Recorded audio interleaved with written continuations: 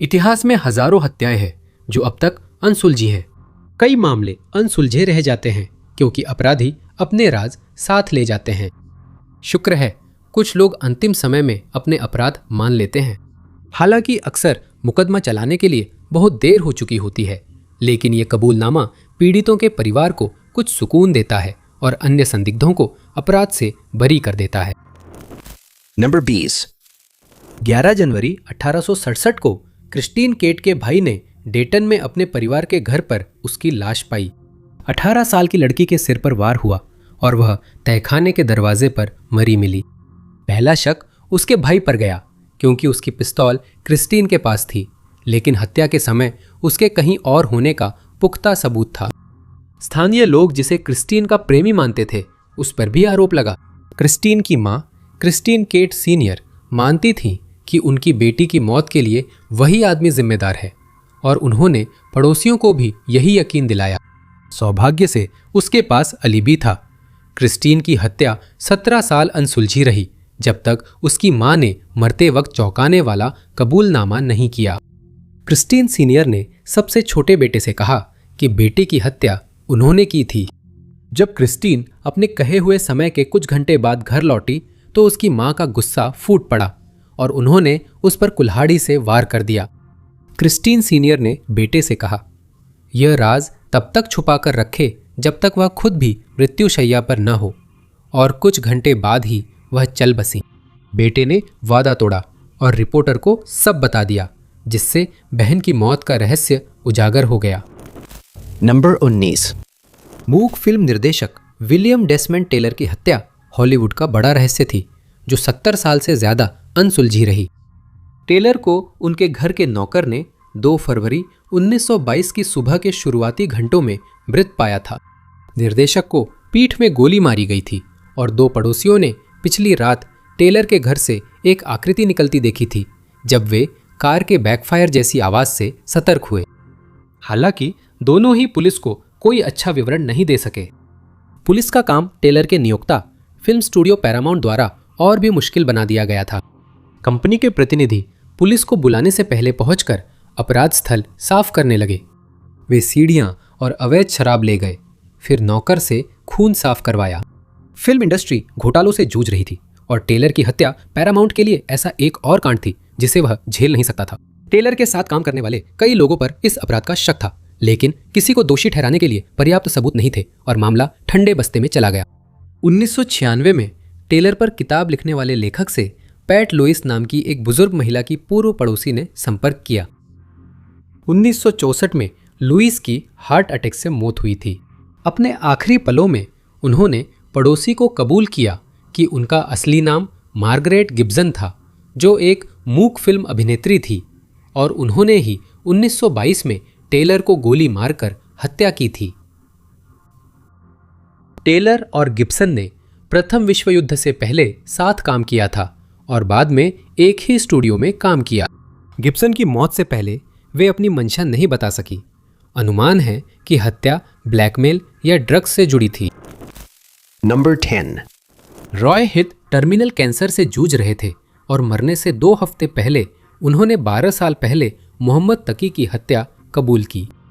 उन्होंने पुलिस को बताया कि उन्होंने एक गर्मागर्म बहस के बाद उस व्यापारी का गला घोट दिया था, फिर उसकी लाश को अपने फुलहम फ्लैट के आंगन के नीचे दफना दिया था। हीथ पहले ही पुलिस को जाना माना था क्योंकि वह जेल में लंदन के गैंगस्टर क्रे ट्विंस से दोस्ती कर ली थी। उन पर एक कारोबारी प्रतिद्वंद्वी की हत्या का आरोप भी लगा था, लेकिन मामला बंद हो गया। हीथ की मौत इकबाले जुर्म के 2 हफ्ते से कम समय बाद हो गई, इससे पहले कि टाकी के अवशेषों की पहचान हो पाती। नंबर 17। लोग अपने जीवन के अंत तक इकबाले जुर्म करने के लिए इसलिए इंतजार करते हैं ताकि उन्हें सजा, जैसे कि जेल या कुछ मामलों में मौत की सजा का सामना न करना पड़े। तो जब कोई व्यक्ति मौत के करीब पहुंचने का अनुभव करता है लेकिन फिर भी जीवित रहता है तो उसकी कोई भी इकबाले जुर्म अप्रत्याशित परिणामों की ओर ले जाती है। 2009 में स्ट्रोक आने पर यही जेम्स ब्रेवर के साथ हुआ। 1970 में ब्रेवर ने अपने पड़ोसी जिमी कैरोल को गोली मारकर हत्या कर दी क्योंकि उनका मानना था कि फैक्ट्री में काम करने वाला वो व्यक्ति उनकी पत्नी को बहकाने की कोशिश कर रहा था। उन्हें गिरफ्तार किया गया था, लेकिन वह जमानत पर छूटने के बाद फरार हो गए और अपनी पत्नी के साथ ओक्लाहोमा भाग गए। वे 2009 तक झूठे नामों से रहते रहे। जब ब्रेवर को स्ट्रोक आया, ये मानते हुए कि वह मरने वाले हैं, ब्रेवर ने सब कुछ कबूल कर लिया, लेकिन बाद में वह ठीक हो गए और अपराध के लिए गिरफ्तार कर लिए गए। Number 16. 1999 में पुलिस ने मरम्मत के लिए तैयार एक इमारत में एक बच्ची के कंकाल के अवशेष पाए। आखिरकार उसकी पहचान होली ब्लेक के रूप में हुई, जो 7 साल की थी और 30 से भी ज़्यादा साल पहले लापता हुई थी। होली की पहचान तब हुई जब पुराने पड़ोसी ने पुलिस को बताया कि अपार्टमेंट से रोने की आवाज़ें आती थी, जो होली की मौत के वक्त बंद हो गई। होली की मौत के वक्त पड़ोसी सिर्फ बच्चा था, लेकिन पुलिस को उसके माता पिता जोएन और टॉम ब्लेक के नाम बता सका। पुलिस ने जोएन ब्लेक और होली के छोटे भाई स्कॉट को खोज लिया। शुरुआत में जोएन ने यह तक मानने से इनकार किया कि उसकी एक बेटी थी, लेकिन एक हफ्ते बाद अस्पताल में हृदय विफलता से जूझते हुए सच कबूल कर लिया। होली ने सालों अत्याचार सहे, जिसमें मौत से 1 माह पहले सिर पर वार से उसका जबड़ा टूट गया। आखिर उसकी मां ने उसे मारकर घर के पास दफना दिया। इस मामले को खास तौर पर दुखद बनाता है कि होली के अस्तित्व का बहुत कम या कोई रिकॉर्ड ही नहीं था। उसके भाइयों को यह तक पता नहीं था कि उनकी एक बहन भी है, जब तक कि उनकी मां ने अपनी मौत से कुछ दिन पहले खुद कबूल नहीं किया। अगर होली की लाश न मिलती तो जोएन शायद सच कभी न बताती और होली की याद को कब्र तक ले जाती। नंबर 15। पहचान होने पर लॉस एंजलिस एग्जामिनर ने एलिजाबेथ की मां फोइबी से संपर्क कर बताया कि एलिजाबेथ ने ब्यूटी कॉन्टेस्ट जीता है।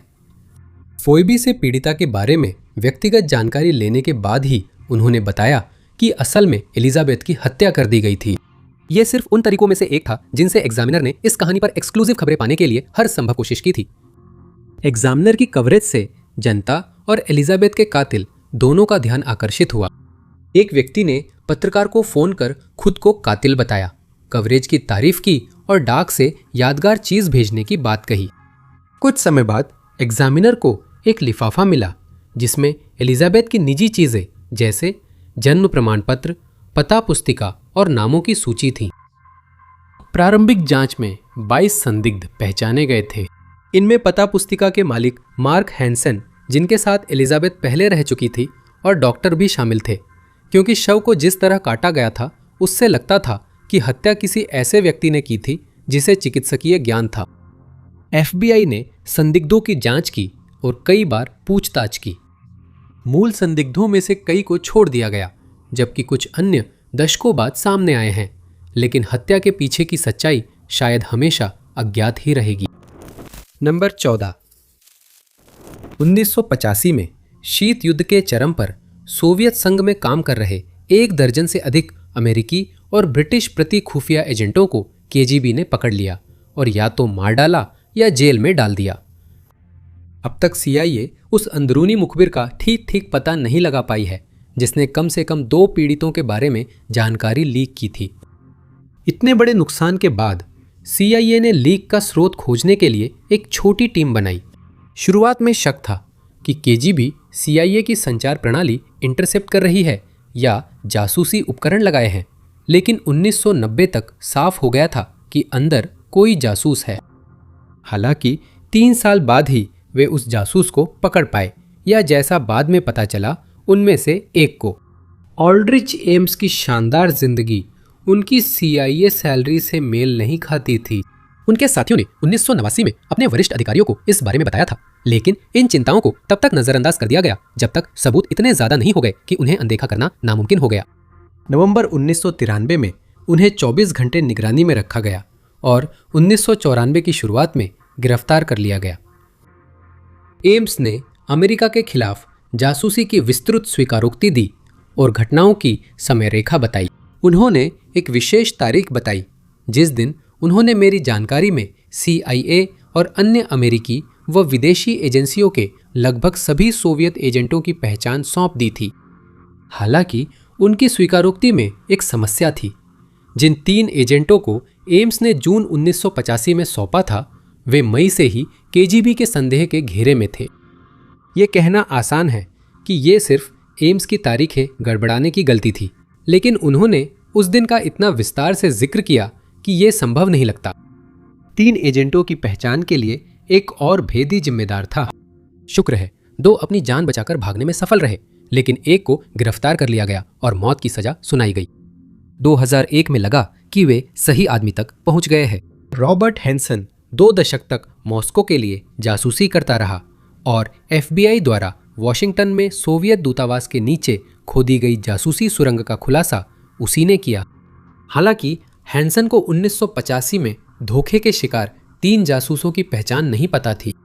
अमेरिकी खुफिया सेवा द्वारा पहचाने गए एकमात्र दूसरा प्रमुख भेदी एडवर्ड ली हॉवर्ड, जो सितंबर 1985 में रूस भागे थे, को भी यह जानकारी नहीं थी।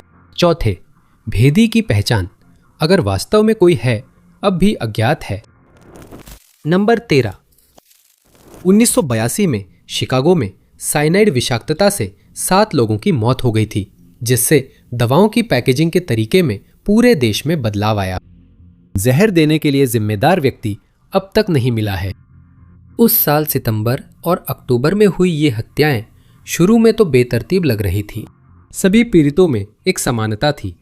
जिस दिन वे बीमार हुए, उन्होंने एक्स्ट्रा स्ट्रेंथ टाइलेनॉल टैबलेट ली थी। यह पता चलते ही पुलिस ने टैबलेट्स की जांच की और पाया कि उनमें पोटेशियम साइनाइड था, जिसकी एक कैप्सूल से हजारों जानलेवा डोज दी जा सकती थी।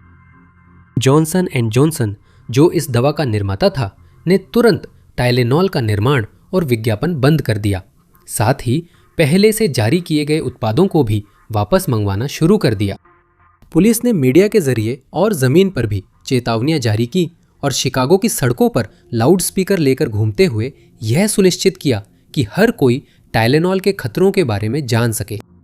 FBI के अनुसार इन मौतों से इतिहास की उत्पादों में छेड़छाड़ की सबसे बड़ी जांच शुरू हुई, जिसमें FBI एजेंट्स और स्थानीय पुलिस के 120 जांचकर्ता थे। जांच के दौरान उन्होंने पाया कि जिन बोतलों के साथ छेड़छाड़ की गई थी, वे सभी अलग अलग दवा कंपनियों से आई थीं। मौतें सिर्फ शिकागो क्षेत्र में हुई, जिससे पता चला कि उत्पादन के दौरान नहीं, बल्कि दवा दुकानों की शेल्फ पर बोतलों से छेड़छाड़ हुई थी। जांच में भारी मानव संसाधन लगाए जाने के बावजूद केवल कुछ ही संदिग्धों की पहचान हो पाई और किसी को भी हत्याओं से जोड़ा नहीं जा सका। जेम्स विलियम लुइस मुख्य संदिग्ध बना जब उसने जॉनसन एंड जॉनसन को वसूली का पत्र भेजा। उसने हत्याएं रोकने के लिए $1 मिलियन मांगे, लेकिन पुलिस ने लिफाफे पर उंगलियों के निशान से उसे जल्दी पहचान लिया। हालांकि लुइस और उनकी पत्नी मिलावट के वक्त न्यूयॉर्क में थे और उसे असली हत्याओं से जोड़ने का कोई तरीका नहीं था। फिर भी उसे वसूली के लिए 20 साल की जेल हुई। नंबर 12, असुलझे CIA और FBI मामलों की कोई भी सूची क्रिप्टोस का उल्लेख किए बिना पूरी नहीं होती। ये मूर्ति जिम सैनबॉर्न द्वारा बनाई गई वर्जीनिया के लैंगली स्थित CIA परिसर में है। 1991 में स्थापित होने के बाद इसमें 4 एन्क्रिप्टेड संदेश हैं, जो तब से कूट विश्लेषण की दुनिया को आकर्षित करते रहे हैं। 4 में से 3 संदेशों को डिकोड किया जा चुका है। 1999 में इन 3 हिस्सों को हल करने की घोषणा करने वाले पहले व्यक्ति कैलिफोर्निया के कंप्यूटर वैज्ञानिक जिम गिलिगली थे, जबकि उनसे पहले CIA के डेविड स्टीन और NSA कोड ब्रेकर्स के एक समूह ने इसे हल कर लिया था। हालांकि 4 में से अंतिम कोड अब भी अनसुलझा है। अंतिम पहेली 97 अक्षरों की श्रृंखला है, जिसमें असली संदेश छुपाने के लिए परतदार सिफर का इस्तेमाल माना जाता है। 2010 में सैनबॉर्न ने कोड ब्रेकर्स को शुरुआत देने के लिए 3 सुराग दिए थे, जिनमें सबसे हालिया जनवरी 2020 में आया था। मूर्ति के अनावरण के 20 साल बाद पता चला कि डिक्रिप्ट करने पर 64 से 69 अक्षर बर्लिन पढ़े जाते हैं। नवंबर 2014 में बर्लिन की दीवार गिरने की 25वीं वर्षगांठ के मौके पर सैनबॉर्न ने एक और सुराग दिया। डिक्रिप्ट करने पर 70 से 74 अक्षर क्लॉक बनते हैं और कई अन्य सुराग भी मिले।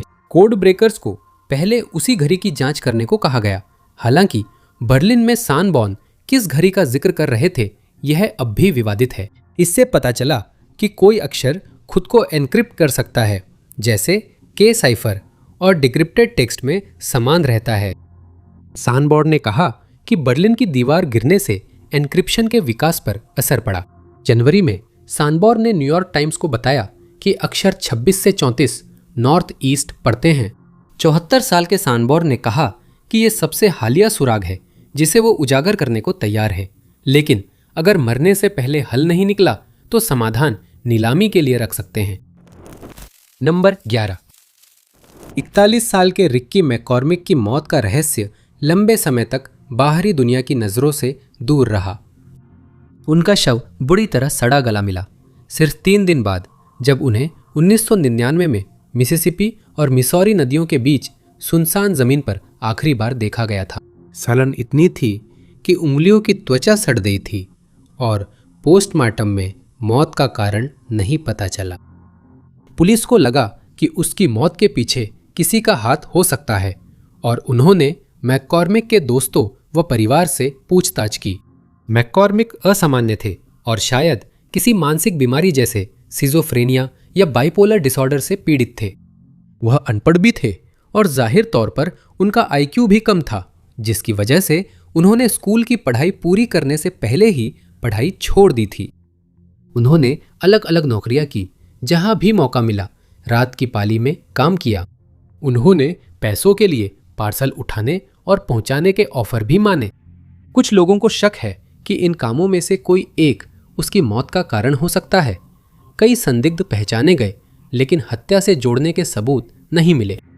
मामला जल्दी ठंडा पड़ गया और लोग भूल गए, लेकिन 2011 में FBI के एक सबूत से यह फिर सुर्खियों में आया।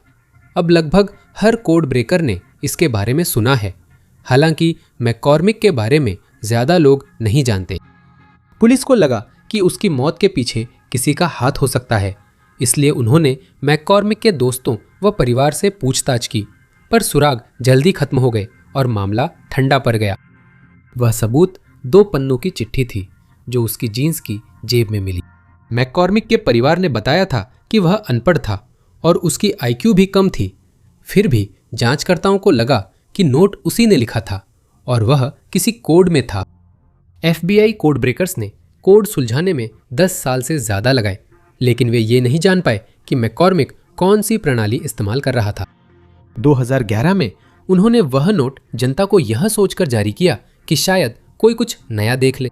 ये नोट किसी और व्यक्ति के लिए संदेश की बजाय खुद के लिए एक मेमो जैसा लगता है।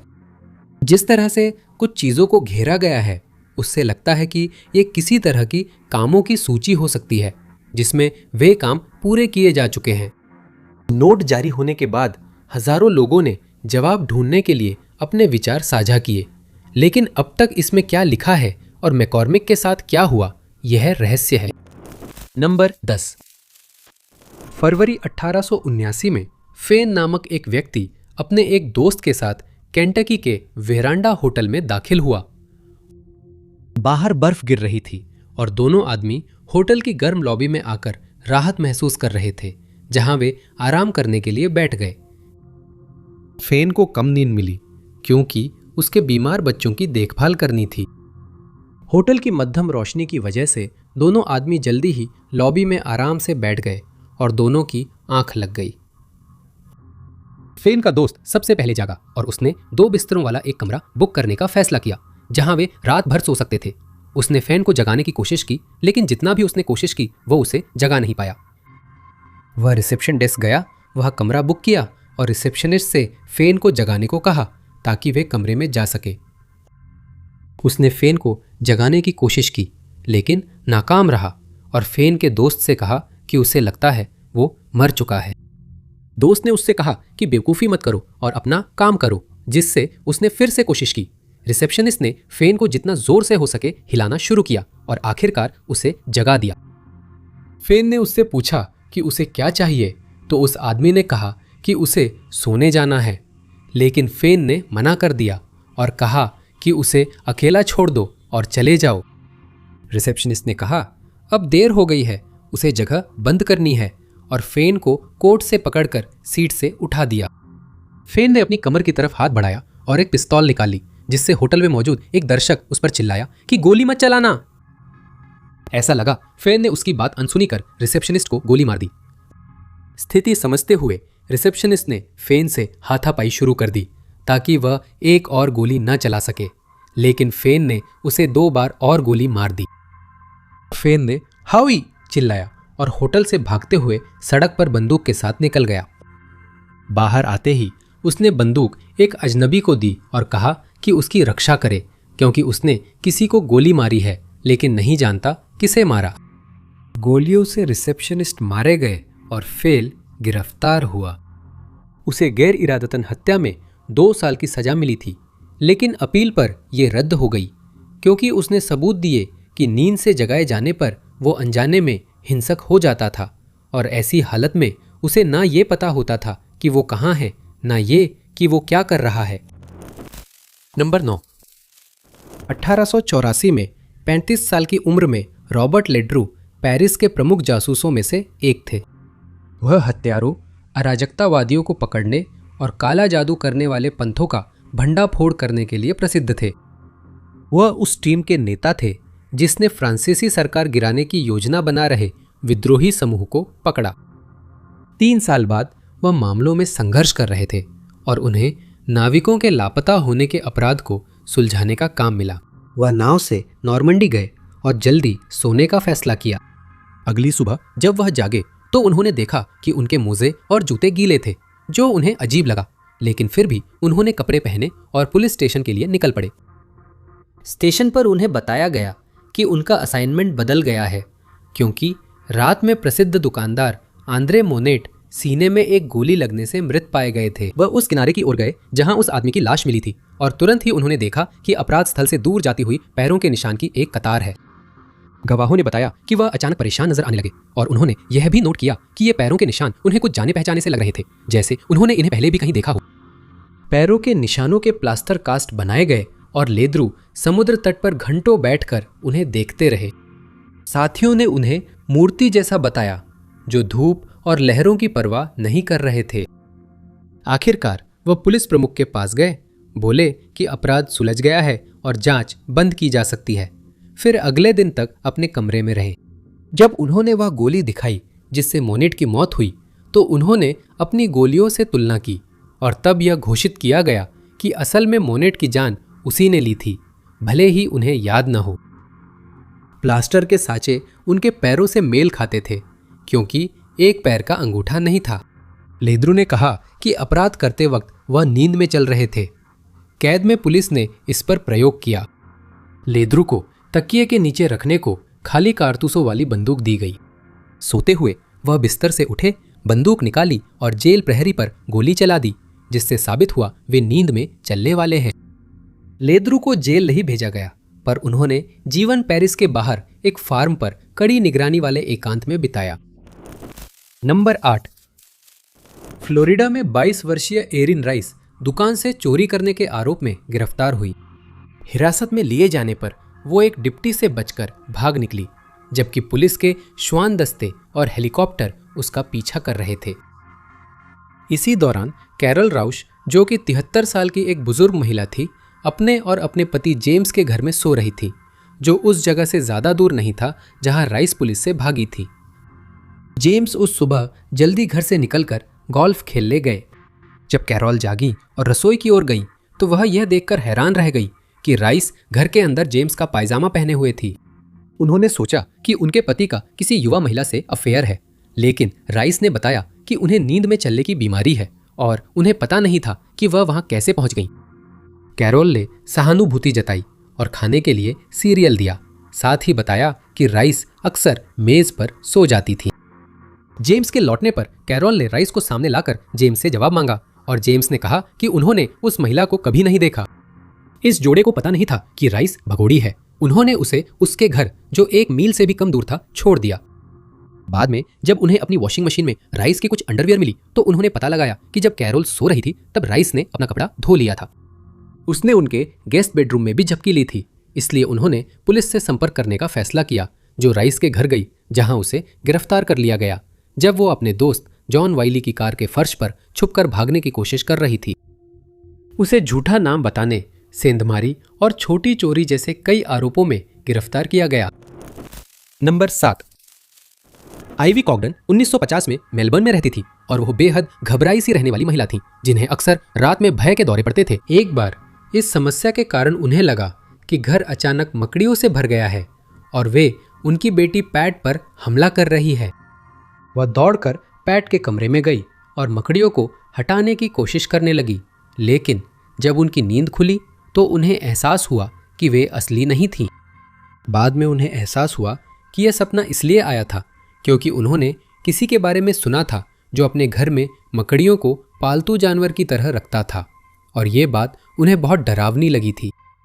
फिर उसी साल 11 अगस्त को उनकी हालत एक नए स्तर पर पहुंच गई। आइवी के पति उस रात बाहर थे। उन्होंने कहा वह फिल्म देख ले। उन्होंने सहमति जताई, लेकिन अखबार में फिल्मों की सूची देखने के बाद उन्हें अपनी पसंद की कोई फिल्म नहीं मिली और उन्होंने घर पर ही रहकर जल्दी सोने का फैसला किया। रात के दौरान उन्होंने अपनी बेटी को चिल्लाते हुए सुना और यह देखने के लिए उसके कमरे में दौड़ पड़ी कि क्या हुआ। दरवाजा खोलते ही उन्होंने देखा कि पैट पर कोरियाई सैनिक हमला कर रहे हैं, तो वे जल्दी से उन्हें भगाने के लिए हथियार ढूंढने लगे और घर में कुल्हाड़ी मिल गई। घबराकर वे फिर बेटी के कमरे में गईं और सैनिकों पर कुल्हाड़ी चलाने लगी ताकि बेटी की रक्षा कर सके। उन्होंने गलती से अपनी बेटी पर कुल्हाड़ी चला दी और मार डाला। अगली सुबह पैट को कुल्हाड़ी के साथ पाया गया। तब उन्हें इसका एहसास हुआ। आइवी बहुत परेशान थी और उन्होंने स्वीकार किया कि शायद उन्होंने यह अपराध एक बुरे सपने के दौरान किया और उन्होंने अपना सपना पुलिस को बताया। उस समय आइवी का इलाज कर रहे कई डॉक्टरों ने गवाही दी कि वह सच में नींद में चलती थीं और कई बार सोते हुए घर से बाहर भी निकल चुकी थीं। कुल्हाड़ी चलाते समय भी उन्हें होश नहीं रहता था कि वे क्या कर रही है। कोरिया युद्ध की शुरुआत को उनकी मनस्थिति पर असर डालने वाला एक कारण माना गया, जिससे नींद में डरावने सपने आए और उनकी बेटी की मौत हो गई। इसलिए उन्हें गैर इरादतन हत्या का दोषी नहीं पाया गया। नंबर 6। विलिस बोचियर 29 वर्ष के मिशिगन से एक अमेरिकी स्टाफ सार्जेंट थे। 1960 की 9 वर्ष पूर्व संध्या पर यूके में तैनाती के दौरान उन्होंने दिन भर बियर और वोडका पीकर जश्न मनाया। दिन भर उन्होंने कम खाया और हाल ही में दांतों का इलाज हुआ था। दिन में वे अपनी दोस्त जीन कांस्टेबल और उसके बॉयफ्रेंड डेविड सॉल्ट से बेला होटल के बार में मिले। तीनों ने बार में कुछ समय साथ में पीते और बातें करते हुए बिताया और आखिरकार बोचियर के अपार्टमेंट जाने का फैसला किया।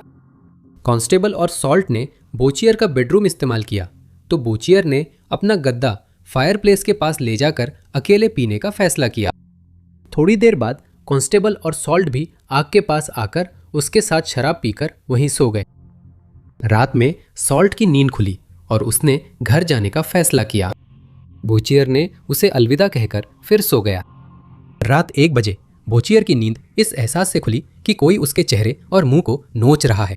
होश में आने पर उसने खुद को कांस्टेबल के ऊपर पाया।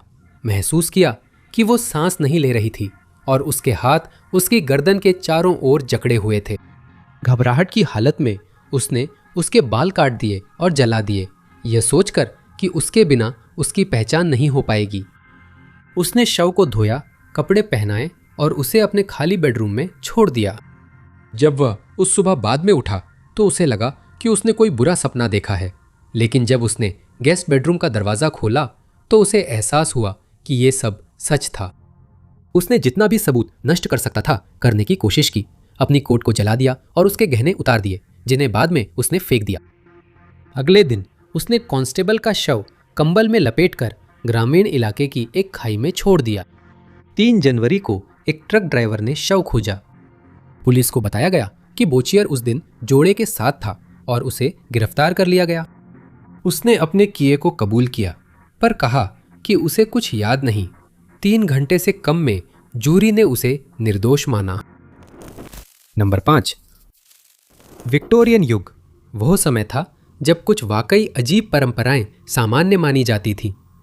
उदाहरण के लिए लोगों के लिए दिवंगत प्रियजनों की फोटो लेना, टोपी पर टैक्सीदर्मी पक्षी पहनना और डरावने क्रिसमस कार्ड बांटना आम था। उस युग की एक परंपरा अब नहीं निभाई जाती जो विवादास्पद रही है, क्योंकि कुछ को वह प्यारी तो कुछ को डरावनी लगती है। हेयर वर्क यानी मानव बालों से गहने बनाना करीब 1925 के आसपास फैशन से बाहर हो गया था। लेकिन उससे पहले यह एक आम परंपरा थी जिसे सैकड़ों वर्षों तक निभाया गया था। व्यापारी अपनी पत्नियों के बालों से बने जेब घड़ी के सजावटी लटकन रखते थे। अंगूठियां और ब्रोच में प्रियजनों या दंपत्ति के बच्चों के बाल लगाए जाते थे।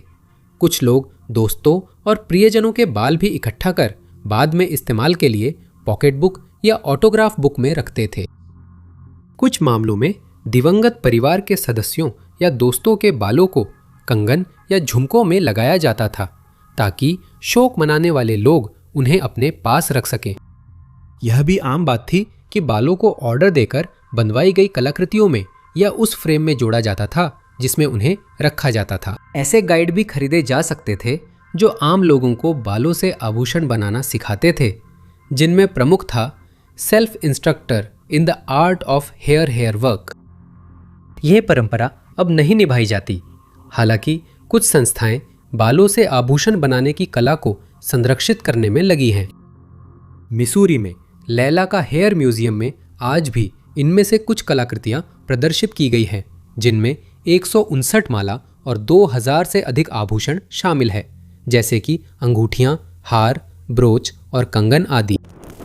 नंबर 4, एक अजीब परंपरा जिसे चीनी महिलाएं 10वीं सदी के मध्य से लेकर 1999 तक निभाती रहीं, वह है पैरों को बांधने की परंपरा। यह उस समय पश्चिमी दुनिया में अनसुना था और ईसाई मिशनरियों द्वारा इसे बर्बर माना जाता था। चीन में अमीरों के बीच पैरों को बांधना एक प्रतिष्ठा का प्रतीक माना जाता था और यह महिलाओं की सुंदरता और परिष्कार का शिखर माना जाता था, ठीक वैसे ही जैसे पश्चिमी विक्टोरियन महिलाओं द्वारा पहने जाने वाले कोर्सेट जो पतली कमर का भ्रम पैदा करते थे। ये पैरों को कसकर बांधने से किया जाता था ताकि वे छोटे दिखे। ये एक दर्दनाक परंपरा थी जिसमें कई बार इच्छित आकार पाने के लिए कुछ उंगलियों को तोड़ना पड़ता था, जिसे कमल के पैर भी कहा जाता है। ये नाम 10वीं सदी की एक दरबारी नर्तकी याओ ये के कारण पड़ा। याओ ने अपने पैरों को अर्धचंद्राकार में बांधा था और जब वह रिबन और कीमती पत्थरों से सजे बड़े सुनहरे कमल के फूल में उंगलियों के बल नाच रही थी, तब सम्राट ली यू का ध्यान उनकी ओर गया। कहा जाता है कि परंपरा यहीं से शुरू हुई और कई संपन्न चीनी महिलाओं ने इसे अपनाना शुरू कर दिया। पैर बांधने के सबसे पुराने प्रमाणों में से एक लेडी हुआंग शेंग से मिलता है, जो शाही कुल के एक सदस्य की पत्नी थी। लेडी हुआंग का निधन 1243 में हुआ था और जब उनकी कब्र खोली गई तो पाया गया कि उन्होंने पैर बांधने की प्रथा अपनाई थी। उनके पट्टी में लिपटे पैर अभी भी छोटे, खास कमल के जूते पहने थे जो पारंपरिक जूतों से छोटे थे। यह प्रथा इतनी आम हो गई थी कि विवाह योग्य बेटियों वाले परिवार पैरों के आकार को एक तरह की मुद्रा और समाज में ऊपर चढ़ने का साधन मानने लगे थे। सबसे आकर्षक बंधे हुए पैरों को गोल्डन लोटस कहा जाता था, जो 3 इंच से बड़े नहीं हो सकते थे। 4 इंच के पैरों को सिल्वर लोटस कहा जाता था और इससे बड़े पैरों को आयरन लोटस कहा जाता था। जिन महिलाओं के पैर बड़े होते थे उनकी किसी अमीर आदमी से शादी की संभावना कम थी, जबकि छोटे पैरों वाली महिलाओं के लिए यह विपरीत था। लेकिन 18वीं सदी में कुछ चीनी लेखकों ने इस परंपरा का विरोध करना शुरू किया और ईसाई मिशनरियों ने यह जागरूकता फैलानी शुरू की कि ये प्रथा दुनिया में कहीं और नहीं की जाती है। 1874 में पहली एंटी फुट बाइंडिंग सोसाइटी बनी, जिसके सदस्यों ने बेटियों के पैर बांधने और बेटों की शादी इस परंपरा मानने वाली महिलाओं से करने से इनकार किया। 1883 तक चीनी बुद्धिजीवी फुट बाइंडिंग को खत्म करने योग्य परंपरा मानने लगे थे और एंटी फुट बाइंडिंग सोसाइटीज बनने लगी थीं। इन सोसाइटीज की सदस्य संख्या बढ़कर 3 लाख लोगों तक पहुंच गई थी। 21वीं सदी तक केवल कुछ ही बुजुर्ग चीनी महिलाओं के पैर बंधे हुए थे और आखिरी फैक्ट्री जिसने लोटस जूते बनाए थे वो भी बंद हो गई थी। तीसरा, दांतों को काला करने की अजीब रस्म दक्षिण पूर्वी एशिया और महासागरीय संस्कृतियों में कम से कम साल 250 से आम थी। सबसे खास तौर पर भारत, चीन, वियतनाम, फिलीपींस, प्रशांत द्वीप समूह और इस क्षेत्र के अन्य देशों में। यह प्रथा अमेरिकी महाद्वीपों के कुछ समुदायों, खासकर पेरू या एक्वाडोर के लोगों द्वारा निभाई जाती थी। अलग अलग संस्कृतियों में इसका उद्देश्य अलग था, पर इसे युवावस्था में दांतों को बुढ़ापे तक सुरक्षित रखने के लिए किया जाता था, जिससे सड़न नहीं होती थी। दुनिया के अन्य हिस्सों में इसे परिपक्वता और सुंदरता का प्रतीक माना जाता था, या फिर इंसानों को जानवरों से अलग दिखाने का एक तरीका समझा जाता था। यह प्रभाव फेरिक एसिड से बनता था, जो सिरके में लोहे की बुरादे को घोलकर बनता था।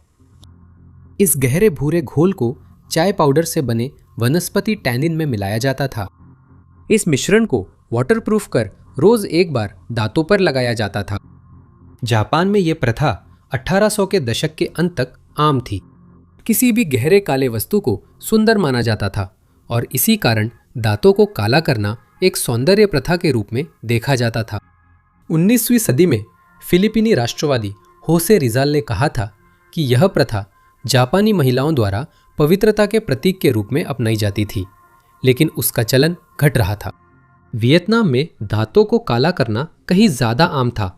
कुछ लोग दांत लाल भी करते थे और महिलाएं काले घोल का उपयोग करती थीं। मिंग राजवंश के दौरान वियतनामी लोगों को अपने बाल बढ़ाने और दांतों को काला करना बंद करने के लिए मजबूर किया गया, क्योंकि इसे असभ्य माना जाता था। वियतनाम में एक कानून आया जिसने लोगों को विदेशी प्रथाएं अपनाने से रोका और यह परंपरा जारी रही। फिलीपींस में स्पेनिश इतिहासकार एंटोनियो दे मुर्गा ने अपनी किताब events in the Philippine islands में स्थानीय लोगों की प्रस्तुति पर नोट्स लिखे। उन्होंने नोट किया कि वे अक्सर अपने दांतों को बराबर घिसते थे और फिर उन्हें काला कर लेते थे। उन्होंने यह भी टिप्पणी की कि उनके दांत बुढ़ापे तक अच्छी तरह से सुरक्षित रहते हैं, लेकिन देखने में यह भद्दा लगता है। मध्य पूर्व में यह परंपरा ऐसी थी जिसमें लोहे तांबे के सल्फेट, पौधों के टैनिन व स्वाद एजेंट्स इस्तेमाल होते थे। कहा जाता है कि यह प्रथा पैगंबर की बेटी द्वारा पवित्र की गई थी, इसलिए यह इस्लामी संस्कृति में रची बसी है। इसे सुंदरता का प्रतीक मानकर उस समय कई लोगों ने, खासकर सड़क पर काम करने वालों ने अपनाया। साथ ही इसे औषधीय उपयोग के लिए भी माना जाता था। थाईलैंड में दांतों को काला करने की परंपरा 18वीं सदी के मध्य तक थी।